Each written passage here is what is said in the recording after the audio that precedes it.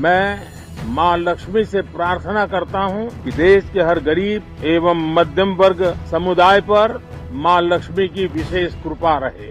भारत की वित्त मंत्री निर्मला सीतारमण बजट पेश करने से अब कुछ घंटे ही दूर हैं। ऐसे में देश भर में तमाम लोगों के बीच एक खासा उत्साह देखने को मिल रहा है, जिसमें सबके मन में एक कॉमन सा सवाल है कि इस बार बजट में क्या सस्ता होगा और क्या महंगा।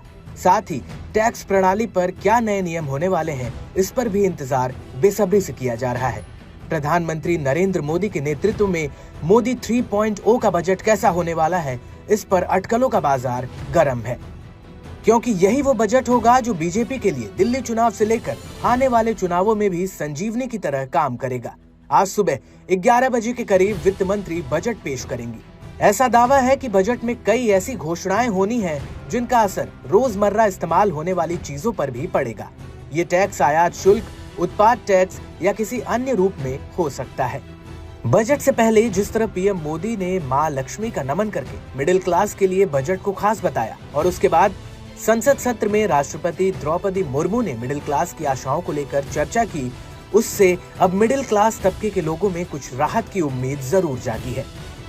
मैं मां लक्ष्मी से प्रार्थना करता हूं कि देश के हर गरीब एवं मध्यम वर्ग समुदाय पर मां लक्ष्मी की विशेष कृपा रहे। माननीय सदस्यगण, भारत जैसे देश की आर्थिक उन्नति मध्यम वर्ग मिडिल क्लास की आकांक्षाओं और उनकी पूर्ति से परिभाषित होती है। मध्यम वर्ग जितने बड़े सपने देखेगा, देश उतने ही ऊंचा उड़ान भरेगा। मेरे सरकार ने मुक्त स्वर से मध्यम वर्ग के योगदान को न केवल स्वीकारा है, बल्कि हर मौके पर उसे सराहा भी है। सरकारी कर्मचारी भी मिडिल क्लास के अहम प्रतिनिधि है।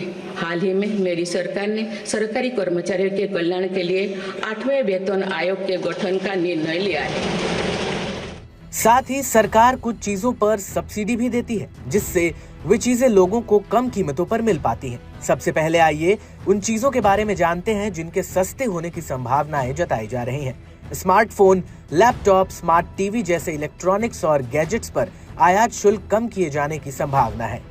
कैंसर और अन्य गंभीर बीमारियों की जीवन रक्षक दवाइयां सस्ती हो सकती हैं, क्योंकि सरकार इन पर भी टैक्स में छूट दे सकती है।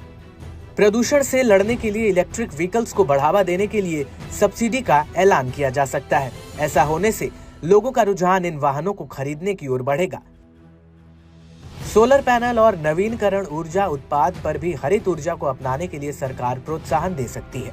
लेकिन कुछ सेक्टर्स ऐसे हैं जहां महंगाई दर बढ़ने का खतरा मंडरा रहा है, जिसका असर आपकी जेब पर सीधा पड़ सकता है। महंगी होने वाली चीजों में सबसे पहला जो अनुमान है वो है मोबाइल रिचार्ज का।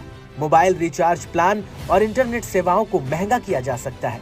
सोना और चांदी जैसी कीमती धातुओं पर आयात शुल्क में बढ़ोतरी की संभावना है। इसके साथ ही सिगरेट, तंबाकू का सेवन करने वाले लोगों की जेब पर भी असर पड़ सकता है, क्योंकि ऐसा माना जा रहा है कि तंबाकू और सिगरेट पर स्वास्थ्य उपाय के रूप में टैक्स में बढ़ोतरी की संभावना है। और शराब के लिए भी सरकार ठीक यही नीति अपना सकती है। इसके साथ ही हवाई यात्रा से जुड़े विमानन ईंधन टैक्स में वृद्धि से टिकट की कीमतों पर असर पड़ सकता है और हाई क्लास इलेक्ट्रॉनिक प्रोडक्ट्स और लग्जरी प्रोडक्ट पर जीएसटी की दरों को बढ़ाया जा सकता है, जिससे इनकी कीमतों में भी भारी उछाल आ सकता है। ऐसे में अब बस चंद घंटों में ही ये साफ हो जाएगा कि सरकार के बजट से आपके घर का बजट कितना संभलेगा और कितना आपकी जेब पर ये बजट असर डालेगा।